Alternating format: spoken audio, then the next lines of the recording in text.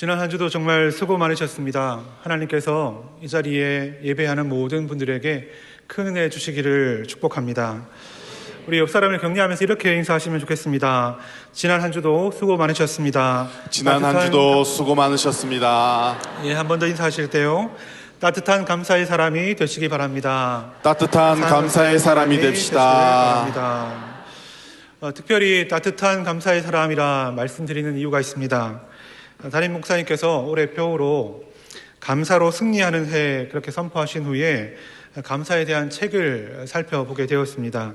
그 중에 기억에 남는 한 이야기 때문입니다. 김능환 전 대법관에 대한 이야기인데, 그는 지금도 이전에도 존경받는 분이었고 국무총리로 언급되기도 거론되기도 했다고 합니다. 그리고 대법관 출신이었지만 퇴직 후에 로펌 정관 예우를 고사하고 아내가 운영하는 편의점에서 일을 해서 또 한 번 화제가 되었던 인물입니다.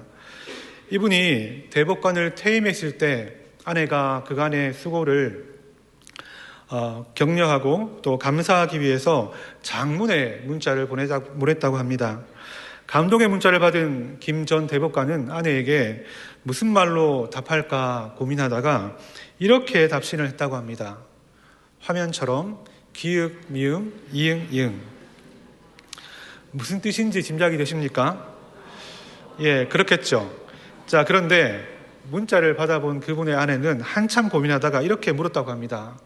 여보, 가만히 있어가 무슨 뜻이야? 예, 그 말에 김 전 대법관은 그제서야 그 말은 고마워요였다고 그렇게 답을 했다고 합니다. 여러분, 고마워요가 왜 가만히 있어가 되었을까요?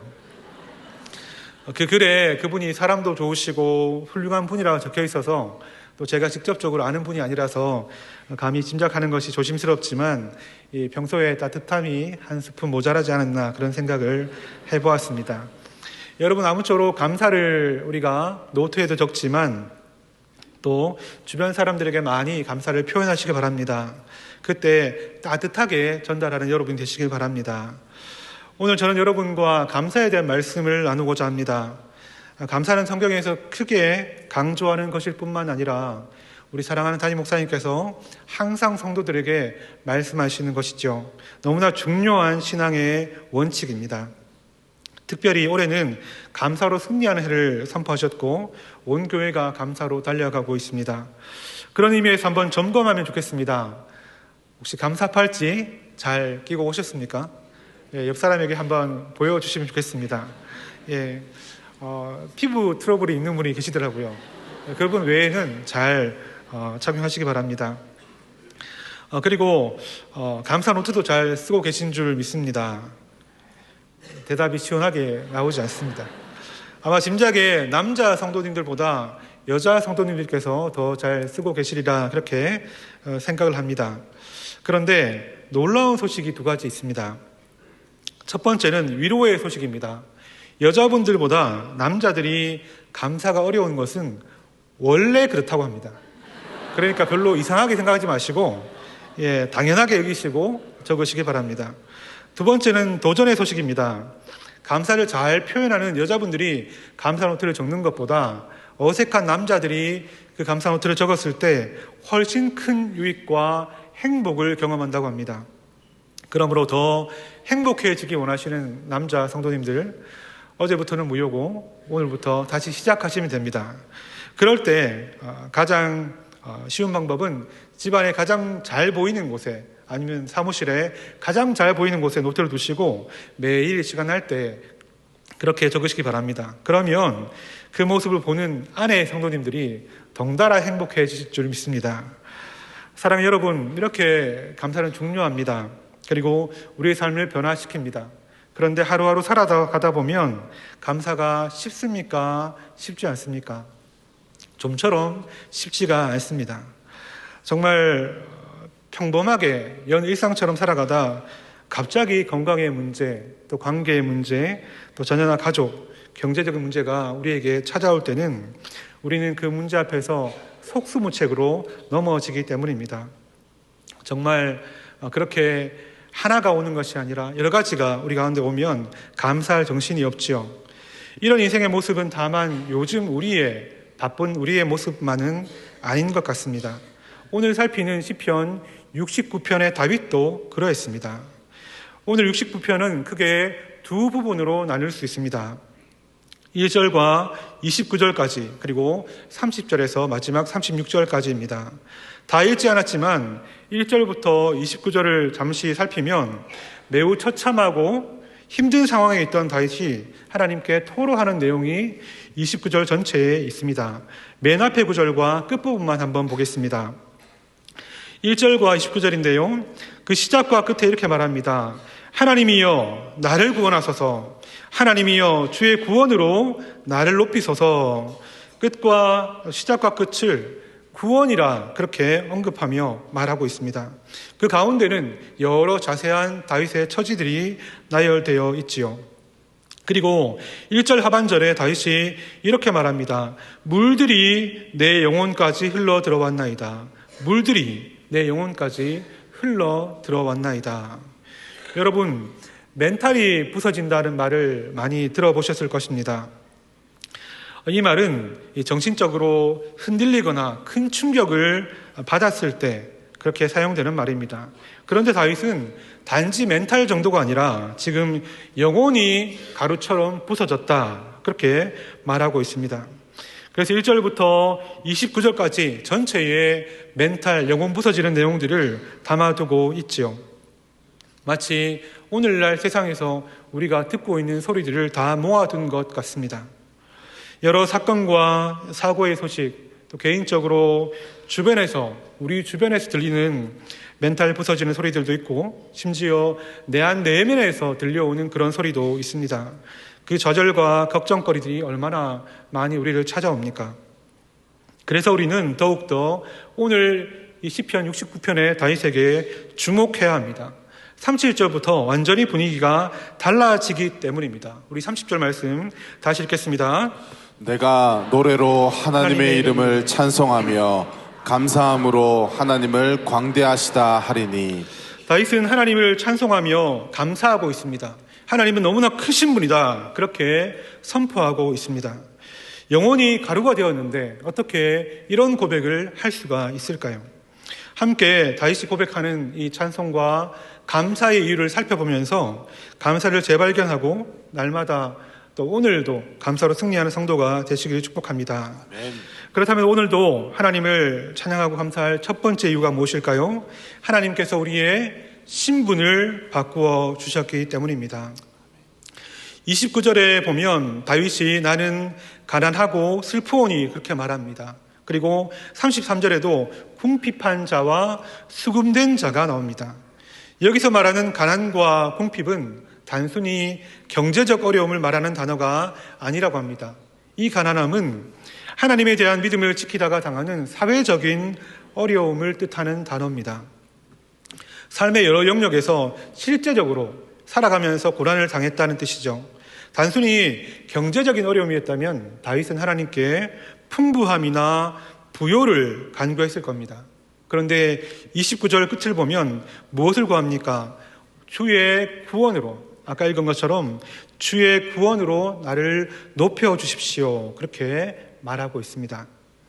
여기서 나를 높여주세요 이 말은 히브리어 원어로 피엘형으로 적혀 있다고 합니다. 히브리어 동사의 피엘형은 강화 혹은 강조되는 동작을 말할 때 사용됩니다. 마치 이런 겁니다. 여러분 아이를 키우시다가 가끔 목마를 태워주는 그런 때가 있으셨을 것입니다. 목마를 탄 아이는 너무나 좋아하죠. 그런데 부작용이 있습니다. 언니가 자기도 태워달라 하는 겁니다. 이미 장성한 언니가 무거운 아이가 태워달라 할 때는 정말 힘이 듭니다.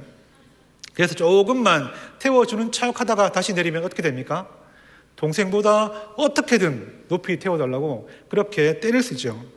그렇게 때를 쓸 때 사용되는 단어가 바로 오늘 이 본문에 사용된 나를 높여주세요입니다. 하나님, 나를 이 모든 문제보다 높이 들어 올려서 나를 구원해 주세요. 그냥 단순히 살짝 올려주는 것이 아니라 번쩍 들어 올려서 이 문제와 상관없게 해주세요라는 말이 바로 다윗의 고백입니다.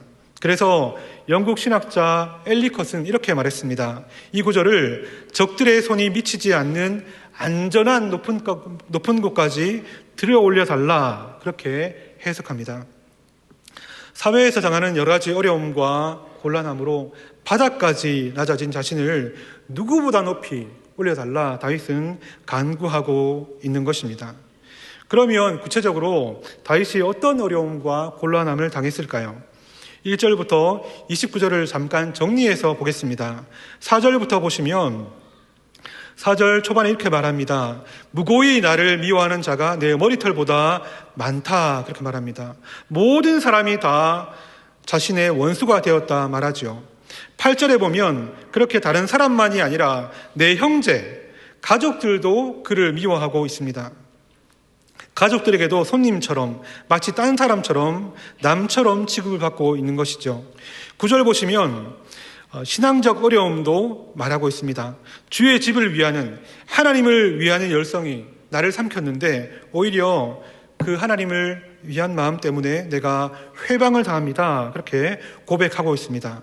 11절, 12절도 이어집니다. 11절에 보면 시장이나 길거리 사람들이 말거리를 삼고 있습니다. 다윗이 가십거리가 되었다는 겁니다. 12절 마지막을 보시면 취한 무리의 노래, 술꾼들이 술을 마시면서 술안주로 다윗을 지금 말하고 있다는 것이죠. 그리고 12절 전반부에 보시면 색깔이 다르게 성문에 앉은 자가 말한다, 그렇게 말합니다. 당시에 성문에 앉은 자는 그 도시의 중요한 사람들을 의미하는 단어입니다.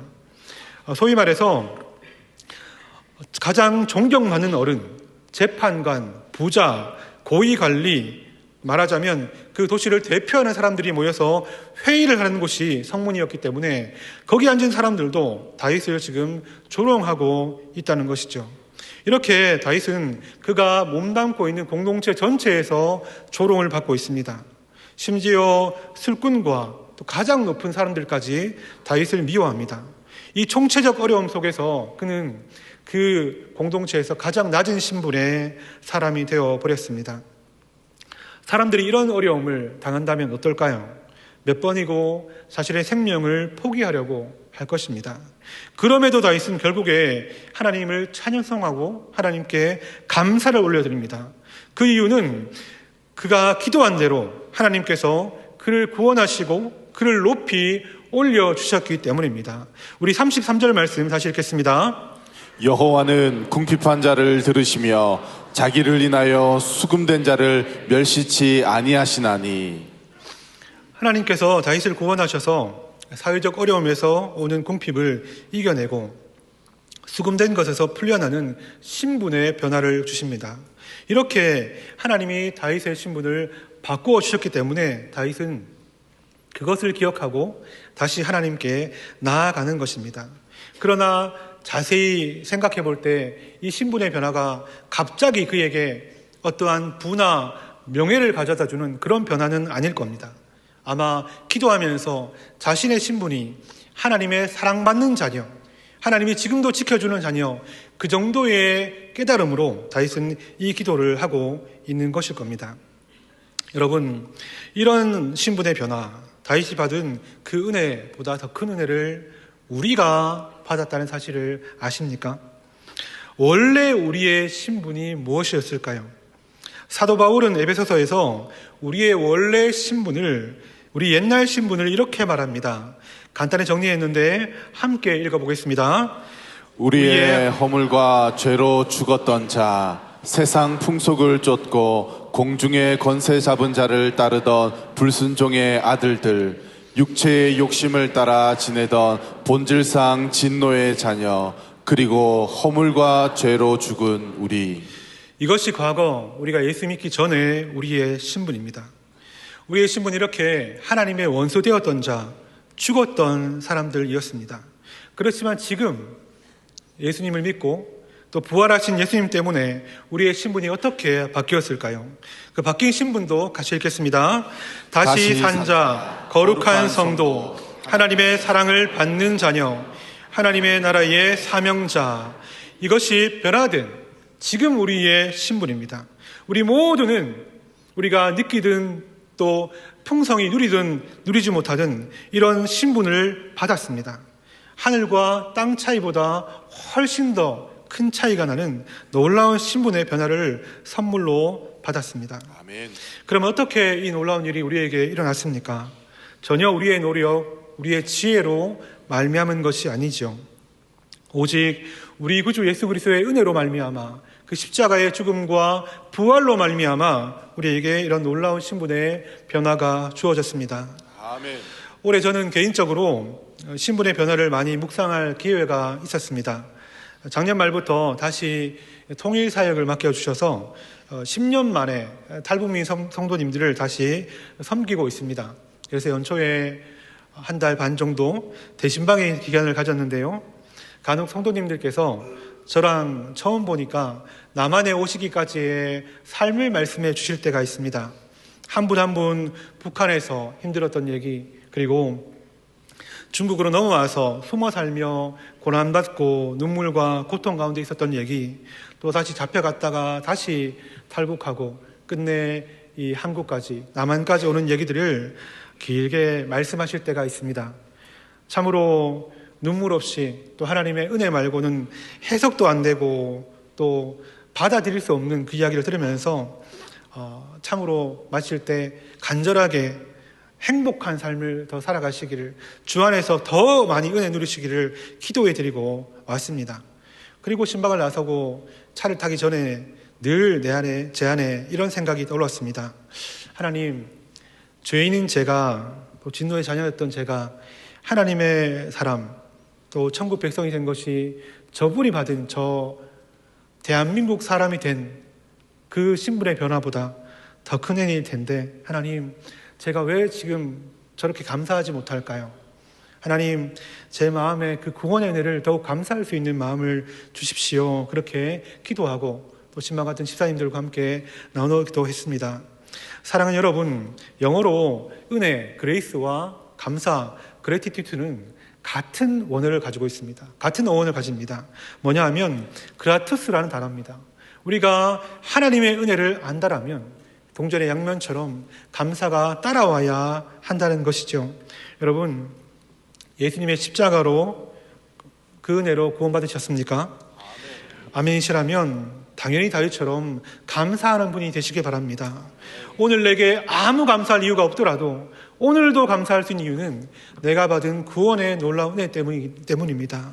변치 않는 그 신분의 변화, 구원의 감격을 마음에 새기시고 날마다 하나님을 찬양하며 감사하는 여러분이 되시기를 축복합니다. 아멘.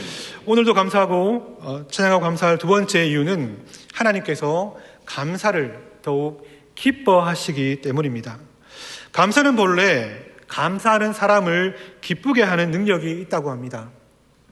감사의 재발견이라는 책에서 감사가 우리에게 유익한 이유라는 챕터가 있습니다. 그 챕터에서 말하는 첫 번째 이유가 뭔지 아십니까? 그것은 기분이 좋아진다입니다. 감사하는 사람의 기분을 좋게 한다, 기쁘게 한다, 그것이 바로 감사의 첫 번째 유익이라고 말합니다. 책은 이렇게 읽습니다. 여러 학자들이 감사 실천이 행복감과 삶의 만족감을 증진하는 가장 신뢰할 만한 방법 중 하나임을 입증했다. 또한 감사는 낙관성, 기쁨, 쾌감, 열정 등 다른 긍정적 정서도 끌어올렸다. 이렇게 말하면서 한 가지 인상적인 실험을 소개합니다.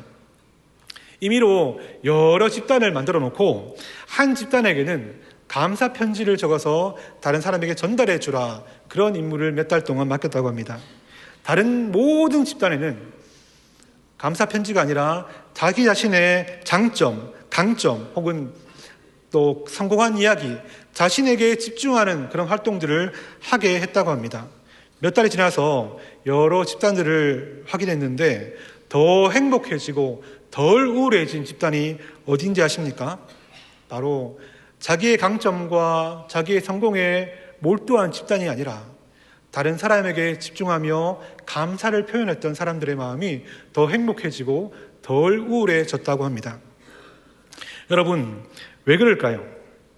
감사의 어떤 마법 같은 능력이 있기 때문일까요? 그렇지 않습니다. 놀랍게도 책에서는 50 정도의 부정적인 마음을 가진 사람이 감사를 했을 때 그 부정적인 마음 50이 어떻게 되는가 말하고 있는데 어떻게 될까요? 줄어들 것 같은데 그렇지 않습니다.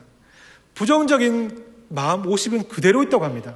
상황이나 여건이 바뀌지 않는 한 여전히 그 사람이 아무리 감사해도 50은 50 그대로라요.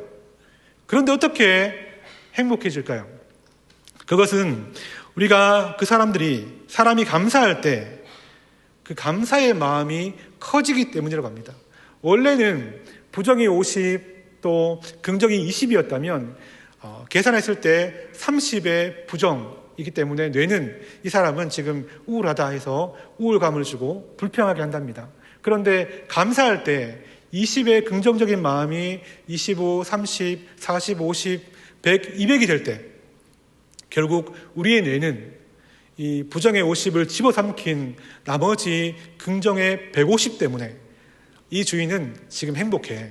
이 주인은 정말 좋은 상태야 라고 하면서 행복하게 기분 좋게 만들어 버린다고 합니다. 인간의 뇌가 그 결과만 보고 판단하기 때문이죠. 여러분, 이렇게 감사하는 사람을 기쁘게 만들어 버립니다. 그런데 성경은 더 놀라운 감사의 기쁨을 말씀하고 있습니다. 우리 31절 말씀 다시 읽겠습니다. 이것이 소 곧 뿔과 굽이 있는 황소를 드림보다 여호와를 더욱 기쁘시게 함이 될 것이라. 아멘. 여러분, 감사는 사람을 기쁘시게 하는 것을 넘어서서 하나님을 기쁘시게 한다. 하나님을 기쁘시게 하는데 그냥 기쁘시게가 아니라 보시면 더욱 기쁘시게 한다. 그렇게 말씀하고 있습니다. 황소가 무엇입니까? 사람이 하나님께 드릴 수 있는 제물 가운데 가장 귀한 제물이 바로 황소입니다. 사람이 하나님께 최고의 정성을 들여서 최선을 다해서 예배하는 것도 하나님께서 기뻐하시지만 그보다 더 크게 기뻐하시는 것이 있는데 바로 찬양과 감사의 예배라는 것이죠. 여러분, 이것을 꼭 기억하시기 바랍니다. 다윗은 이 감사의 원리를 깨닫고 34절에서 이렇게 말합니다. 천지가 그를 찬송할 것이요 바다와 그 중에 모든 동물도 그리할지로다. 무슨 뜻이겠습니까? 정말 천지, 하늘과 땅이 그리고 바다와 바다 속 물고기들이 하나님을 찬양해라, 그런 말일까요? 물론 그 존재들도 나름 그들의 방법으로 찬양할 수 있겠지요. 그런데 다윗이 이 고백을 지금 하는 것은 바로 무생물과 동물들의 찬양을 말하는 것이 아니고 우리의 찬양을 위함입니다. 우리가 하나님을 이 모든 세상의 존재들에게서 찬양받기 합당한 분으로 안다면, 믿는다면 우리는 더욱더 감사하고 찬양해야 한다는 것이죠. 우리의 모든 일, 모든 상황, 모든 관계를 두고 좋든 나쁘든 힘을 다해 하나님께 찬양하며 감사해야 한다라는 것입니다. 사랑하는 여러분, 우리가 자주 나 주님의 기쁨 되기 원하네 라고 찬양합니다. 하나님의 기쁨 되는 것은 바로 우리의 삶의 목적이자 성도의 본이기 때문입니다. 그런데 그 소원, 하나님의 기쁨 되는 소원을 이루어드리는 가장 좋고 쉬운 방법이 바로 감사임을 기억하시기 바랍니다. 모든 상황에서 하나님께 감사함으로 하나님을 최고로 기쁘시게 하는 여러분 되시기를 축복합니다. 아멘. 마지막 세 번째입니다. 먼저 복습하시겠습니다. 오늘도 찬양하고 감사할 이유 첫째, 하나님께서 우리의 신분을 바꾸어 주셨기 때문입니다. 둘째, 하나님께서 감사를 더욱 기뻐하시기 때문입니다. 셋째, 감사야말로 영향력이기 때문입니다. 성도의 다른 이름은 바로 그리스도인입니다. 그런데 이 그리스도인이라는 호칭이 이 자체가 무엇을 전제하고 있는지 혹시 아십니까? 바로 영향력입니다. 사도행전 11장 25절, 26절 말씀을 같이 한번 읽어보겠습니다. 바나바가 사울을 찾으러 다소에 가서 만남에 안디옥에 데리고 와서 둘이 교회에 1년간 모여 있어 큰 무리를 가르쳤고 제자들이 안디옥에서 비로소 그리스도인이라 일컬음을 받게 되었더라. 그리스도인이라는 호칭이 탄생하는 배경을 말하고 있는데 어떤 일이 있었습니까? 안디옥 교회가 영적 지도자 두 사람에게 1년간 제자 훈련을 받습니다. 그리고 제자가 됩니다. 그렇다면 그 제자들을 그리스도인이라고 부른 사람은 누구겠습니까? 놀랍게도 교회가 아니라 세상입니다. 세상 사람들이 그 사람들을 보고 그리스도인이라고 불렀던 것이죠. 바울과 바나바의 헌신을 통해 이 제자된 사람들이 이 세상에 나가서 영향력을 미쳤을 때에 사람들은 그들을 보며 그리스도인, 나쁘게는 예수쟁이 혹은 예수 따르는 사람들이라 이름을 지어준 것입니다. 이처럼 성도는 영향력을 끼쳐야 되는 존재라는 것입니다. 그렇다면 어떻게 영향력을 끼칠 수 있을까요? 많은 방법이 있지만 오늘 본문은 찬양과 감사야말로 영향력이다, 그렇게 말씀하고 있습니다. 32절입니다. 온유한 자가 이를 보고 기뻐하나니 하나님을 찾는 너희들아 너희 마음을 소생케 할지어다. 온유한 자가 다윗의 찬양과 감사를 보았고 기쁨을 되찾았다 말합니다. 그리고 하나님을 찾는 자들의 마음도 다윗의 찬양과 감사 덕분에 소생케 됩니다. 다윗의 감사가 그 주변 사람들의 마음에 선하고 강력한 영향력으로 작용했다는 것입니다. 이뿐 아닙니다. 마지막 35절, 36절을 보시면 하나님의 비전이 담겨 있는데 어떤 비전일까요? 이렇게 말합니다. 하나님이 시온을 구원하시고 유다 성읍들을 건설하시리니 무리가 거기 거하여 소유를 삼으리로다. 그 종들의 후손이 또한 이를 상속하고 그 이름을 사랑하는 자가 그 중에 거하리로다. 화면을 보시면 시온이 나오죠. 그리고 유다 성읍들이 나옵니다. 이어서 그 종들의 후손이 언급되고 나중에는 그 이름을 사랑하는 자, 이 단어는 이스라엘 사람뿐만 아니라 이방인을 포함한 그런 말입니다. 다시 말해 다윗에게서 출발한 이 감사 열차에 사람들이 올라탄다, 그렇게 생각하시면 좋겠습니다. 다윗이 감사 열차를 이제 출발시켰는데 거기에 처음에는 가까운 사람들이 올라타고 또 이 동네 저 동네 사람들이 올라타고 결국 그렇게 감사의 공동체가 만들어졌는데 그 공동체가 대를 이어서 감사하게 되고 심지어 열방까지 나아가서 이방 사람까지 이 감사의 공동체 가운데 포함되게 된다, 그렇게 말씀하고 있는 것입니다. 다윗 한 사람의 감사가 주변 사람을 변화시키고 공동체와 다음 세대와 열방을 변화시키는 하나님의 비전이라 지금 말씀하고 있는 것입니다. 여러분, 감사를 우리에게 말씀하시고 매 절기마다 또 담임 목사님 통해서 수시로 감사를 선포하시는 하나님은 이 놀라운 비전을 가지고 계십니다. 그냥 나 개인의 감사, 그저 내 마음, 나의 하루를, 나의 잠깐을 바꾸는 감사에 하나님은 그치지 않으십니다. 시 한 편을 소개해 드리고자 합니다. 얘들아 라는 제목의 시입니다. 제가 읽어드리겠습니다. 얘들아, 한 손에 성경을 들고 하교 중인 여고생들, 처음부터 끝까지 몇 번씩 열심히 읽기를. 재미없다고 어렵다고 도중에 읽다 멈추는 것은 본능 깊이 잘 넣어 잊어버리길. 그저 호기심을 채우기 위해서가 아니라, 간단한 지식을 얻기 위해서가 아니라, 자기 마음대로 해석하기 위해서가 아니라 바르게 인도해 주시는 분을 구하며 희망과 기쁨 되시는 주 예수를 믿으며 하나님과 인간을 사랑하는 사람이 되어라. 어떻게 보면 너무나 교훈적인 평범한 시입니다. 그런데 이 시를 적은 사람이 누군지 아십니까? 그 사람은 눈 깜빡이 시인이라 불리는 일본인 미지노 겐조입니다. 눈을 깜빡이는 것 외에 아무것도 못했던 중증 장애인 겐조는 예수님을 믿은 후에 그 마음을 표현하고 싶어서 글자를 쓸 수 있는 법을 배웠고 시를 쓰기 시작했고, 그 시집의 제목이 바로 감사는 밥이다입니다. 화면을 보시면 그의 시집은 총 4부로 구성되어 있습니다. 원래 4권이었는데 우리나라에서 1권으로 편집을 한 것이죠. 1부에 내 은혜가 내게 족하다, 2부에 내 몸을 주께 맡겨라, 3부에 나의 나 되는 것은 하나님의 은혜라, 그리고 4부 땐 그의 몸이 약해졌고 천국 바라보면서 저 천국을 향하여라고 시를 적었다고 합니다. 겐조는 평생 6평의 좁은 단칸방에서 누워 살면서 27년간 감사는 나의 밥이다 고백하며 하나님께 받은 은혜를 시로 적은 것이 전부입니다. 그런데 그는 일본 방송과 이 시집 출판을 통해서 가장 많은 일본인에게 예수님을 증거한 사람이라는 평가를 받습니다.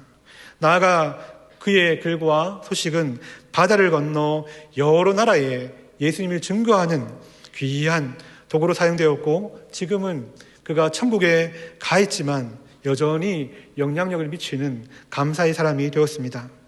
여러분, 한 사람의 감사는 결코 약하거나 작은 것이 아닙니다. 오히려 반대입니다. 감사는 약한 사람이라도 영적 거인으로 만들어주는 놀라운 능력임을 믿으시기 바랍니다. 아무쪼록 우리 모두가 다윗처럼 또 미즈노 겐조처럼 감사로 선하고 강력한 영향력을 끼치는 성도가 되시기를 축복합니다. 그럴 때 우리의 감사를 통해 하나님은 나를 먼저 살려주시고 우리의 가정과 공동체, 나아가 다음 세대와 나라와 열방을 살려주실 줄 믿습니다. 아멘. 말씀을 정리하겠습니다. 18세기 영국 성직자 윌리엄 로는 이렇게 말했다고 합니다. 함께 읽겠습니다. 만약 당신에게 행복과 온전함에 이르는 가장 빠르고 확실한 방법을 말해줄 사람이 있다면 그는 분명 당신에게 일어나는 모든 일에 대해 하나님께 감사하고 영광을 돌리는 습관을 들이라고 말할 겁니다. 어떤 재앙이 닥치더라도 하나님께 감사하고 영광을 돌린다면 당신은 그 재앙을 축복으로 바꿀 수 있습니다. 아멘. 여러분, 어떤 재앙이 닥쳐도 우리가 감사할 수 있다면, 감사로 하나님께 영광을 돌릴 수 있다면 우리는 이 축복을 경험하게 될 것입니다. 우리에게는 오늘도 감사할 이유가 분명히 있습니다. 첫째로는 하나님께서 우리의 신분을 바꿔 주셨기 때문이고, 둘째, 하나님께서 우리의 감사를 그 어떤 제사보다, 예배보다 기뻐하시기 때문입니다. 그리고 셋째, 감사야말로 가장 강력한 영향력, 우리의 남길 영적 유산이기 때문입니다. 며칠 전 우연히 한 기사를 보고 또 책 한 권을 알게 되었는데, 화면과 같은 책입니다. 71세 환경미화원 정연홍 할머니의 일상이 적힌 수필집인데 전체 읽는데 1시간 반 정도밖에 안 걸리더라고요. 너무 내용이 기분이 좋았지만 가장 기분이 좋았던 것은 바로 저 글입니다. 책 제목, 나의 감사는 늙지 않아. 우연히 찬양을 검색하다 나온 기사였지만 너무 기분이 좋았습니다. 여러분, 우리 모두 저 고백의 주인공이 되시기를 축복합니다. 아멘. 우리 한 분 한 분 늙지 않는 감사의 사람, 쇠하지 않는 감사의 사람이 되셔서 하나님이 우리를 보시며 기뻐하시고 내 주변 사람들이 우리를 보며 같이 감사할 뿐 아니라 하나님께 다시 마음을 돌리게 되는 복의 통로로 사용되는 여러분 되시기를 바랍니다. 우리 들은 말씀을 생각하면서 함께 범사에 감사를 주신 믿네 찬양하며 결단하고 기도하시겠습니다.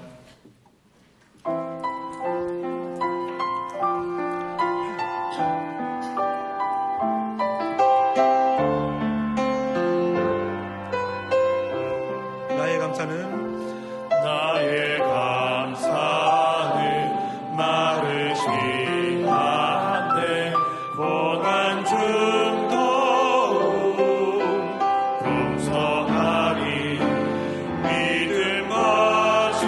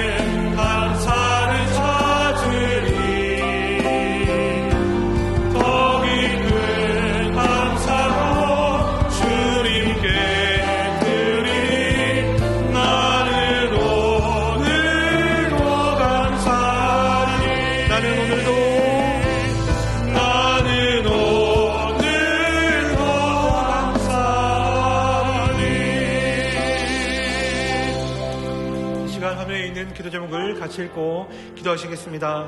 같이 읽습니다.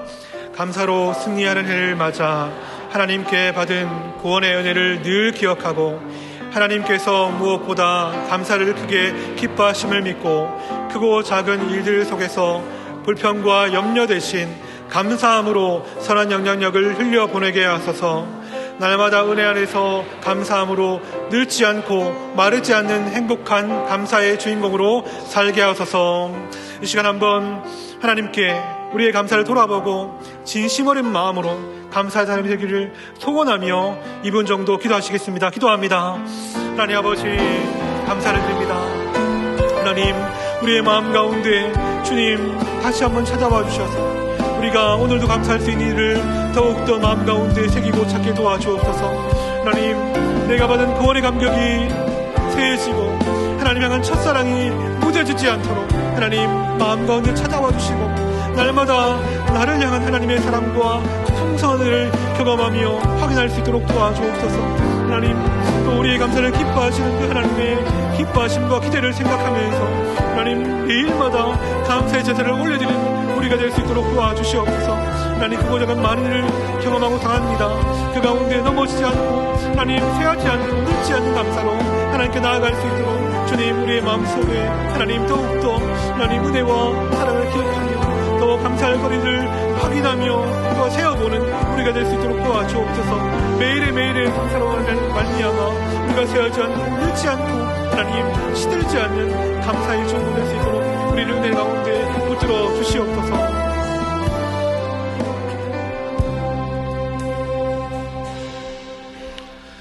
우리를 사랑하시는 하나님, 오늘도 예배 드릴 수 있게 하시고 우리의 예배를 받아주셔서 감사를 드립니다. 우리의 신분을 바꾸어 주셔서 죄인이자 멸망받을 수밖에 없던 우리를 하나님의 자녀 삼아주시고 우리를 오늘도 사랑하는 아들, 딸이라 불러주시며 사랑하여 주셔서 감사를 드립니다. 뿐만 아니라 우리의 부족한 감사를 어여삐 여겨주시며 크게 기뻐하신다 말씀하심 감사합니다. 우리가 감사를 통해서 더욱더 하나님의 기쁨이 될 뿐 아니라 사람을 살리고 하나님의 비전을 성취할 수 있도록 도와주옵소서.